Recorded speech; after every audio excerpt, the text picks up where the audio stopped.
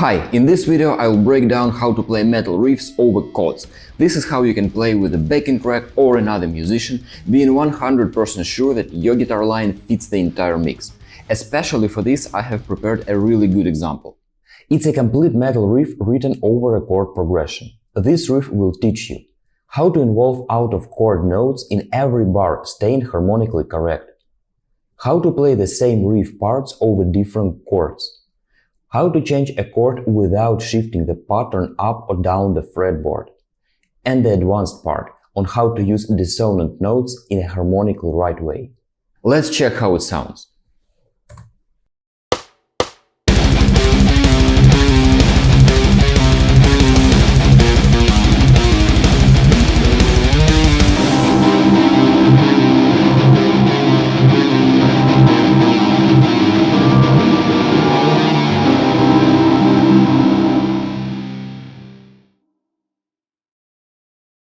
Before we start learning examples, let's dive into some vital theory. Give me just 3 boring minutes and I promise, you will never fail at harmonizing your riffs. The general idea is very simple. You just need to place the chord notes on at least one strong beat in a bar. Let's break it down in more detail. This is a 4-beat bar divided into 16 subdivisions. That means 4 notes for each beat.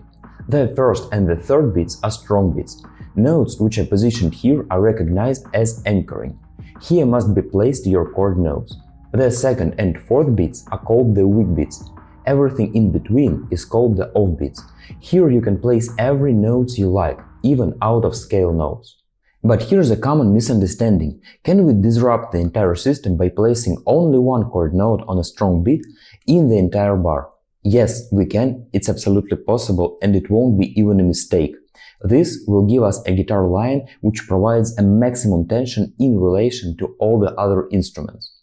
Let's look at the opposite example. If you will use only the chord notes for the entire bar, your guitar line will provide the sense of an absolute stability, but you will be limited in musical expression and it might sound a bit boring.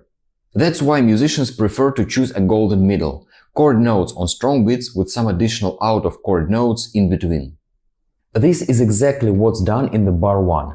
It's the C minor chord and it consists of 3 notes C, E flat, G, and they are placed on strong beats. Take a look, there are notes outside of the chord in this bar, which is absolutely fine. In the second bar, guitar plays the same pattern, but it doesn't mean that the underlying harmony stays the same. We can play the same things that fit different chords. Let's see how it works.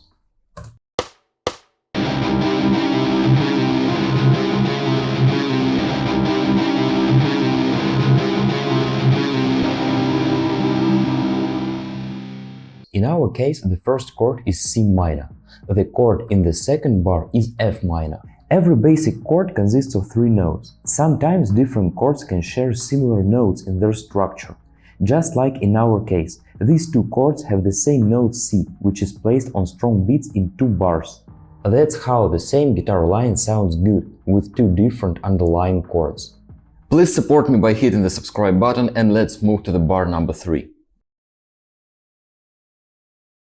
It may seem like every time you're changing the chord, you need to shift your hand position up or down the fretboard with everything you play, like this.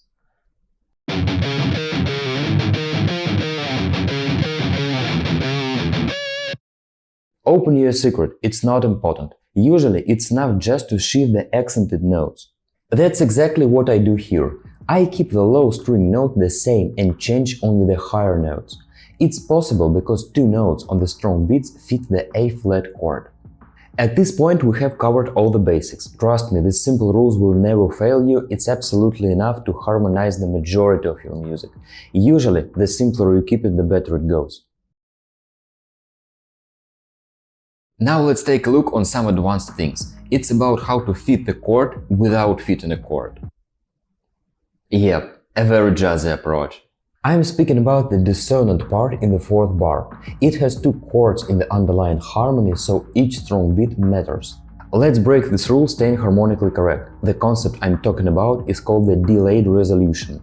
The idea is to guide the listener through the dissonant part to make a resolution even more anticipated. Let's dive deeper. I am entering the second chord with dissonant notes. Only at the end of the bar I am using the chordal notes.